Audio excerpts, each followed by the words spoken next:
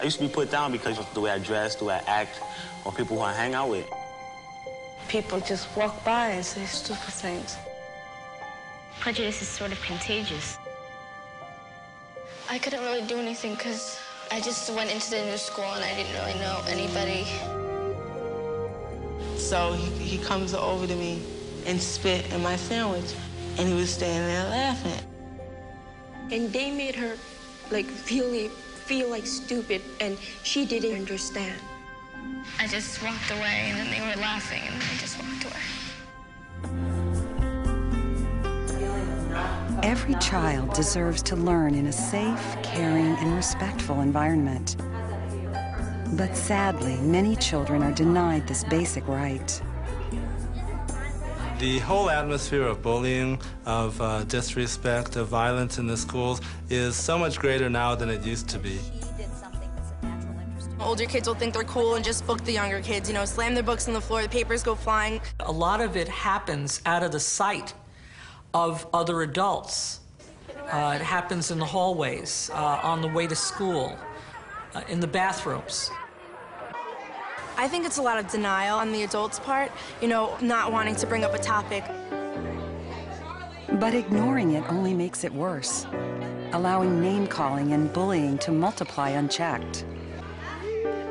If you are in an environment that's unsafe, where you're thinking about who's going to tease you, taunt you, and harass you, you're not thinking about math, science, and English.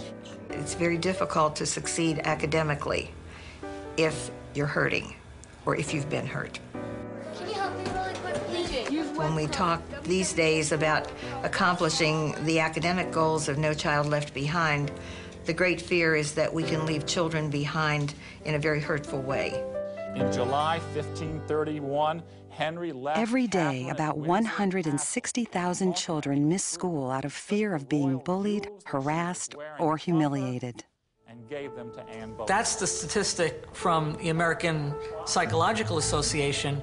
What about all the young people that don't tell us that that's happening for them? People concentrate a lot on the bully, or they concentrate a lot on the victim, but the largest numbers are the people that are bystanders.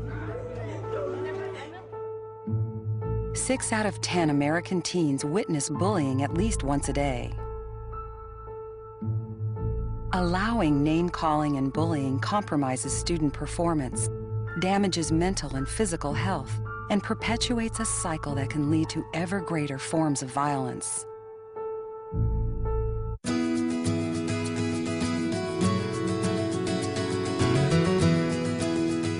But it doesn't have to be that way.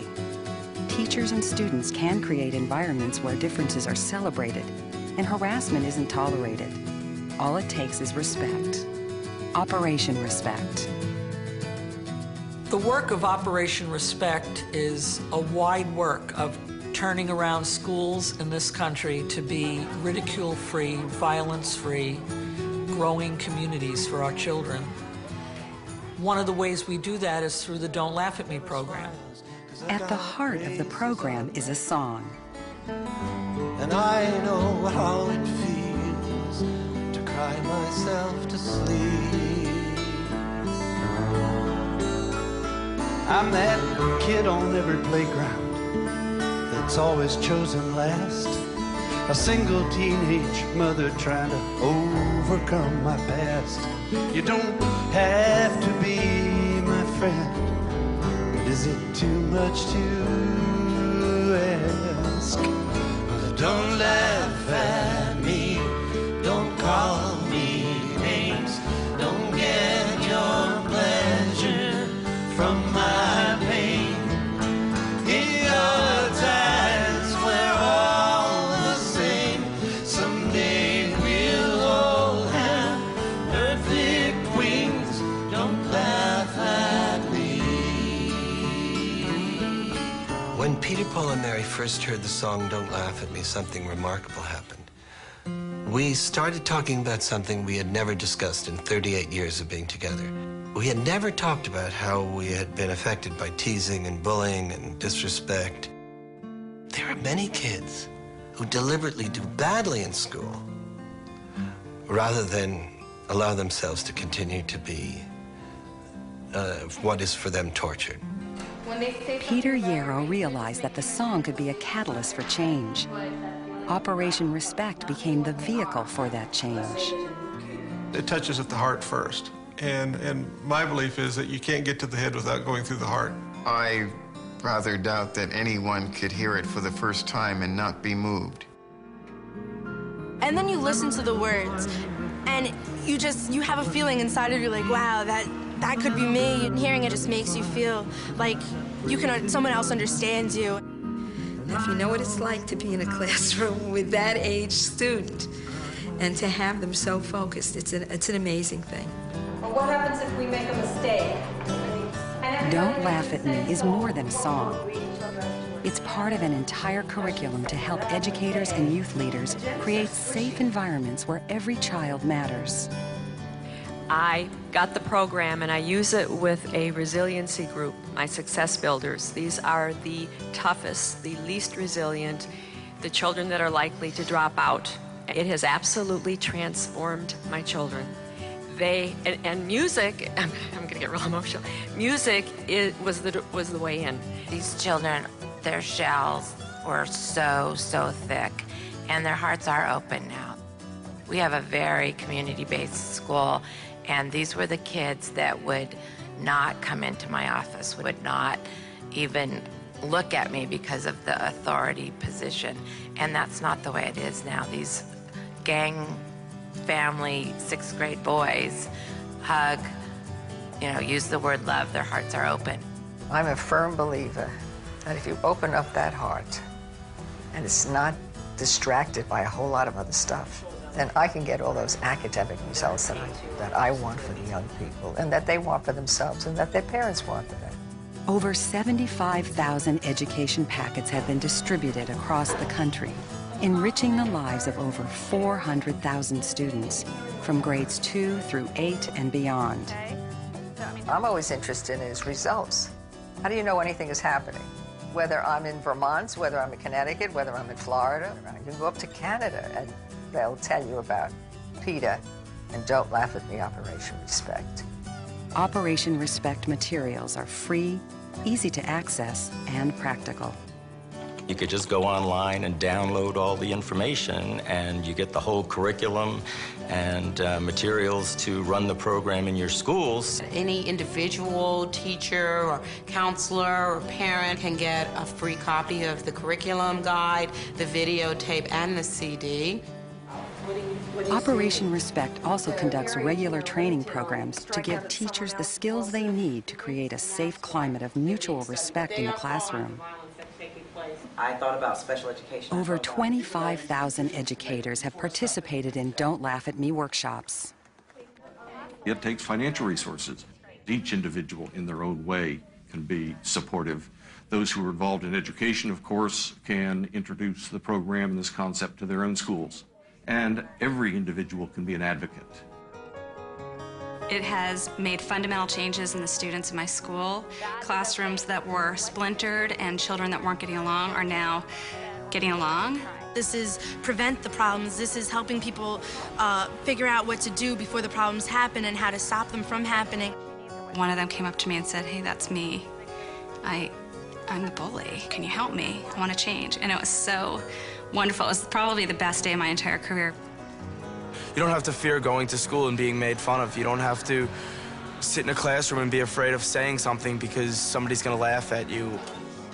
Then that fear can leave, and then I can teach. So if I have to teach character ed in order for them to learn how to add and subtract, I'm going to do it. Can you imagine a child starting off in preschool, going through elementary school, middle school, and high school with these lessons being ingrained in everything that's done throughout that process? It will make that person so much more capable of functioning in society in a respectful way throughout their life. What did you feel when you heard the song just now? It made me realize that we should focus on people's inside instead of their outside. What would your hope for the future of the world be if you could have one wish? What wish would that be? I wish that people would just, stop making other people feel bad just so that they can feel good. Well, in my opinion, I would wish that there was only world peace in the world, and there would be no fighting, no people getting killed, and well, that's all I want. There is a saying that when you want to think about the past, touch a rock. When you want to think about the present, touch a flower. But when you want to think about the future, touch a child. For the children are the answer to a more respectful, intolerant, safer world. A ridicule-free world. It's possible, but only with everyone's help. This classroom is a ridicule-free zone, and we're trying step by step for this whole school and the rest of the world to be a ridicule-free zone.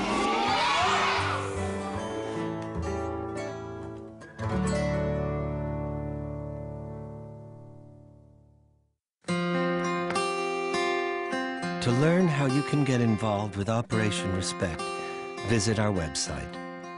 And please consider making a contribution so that we can continue our work of creating more respectful, safe, and compassionate climates of learning.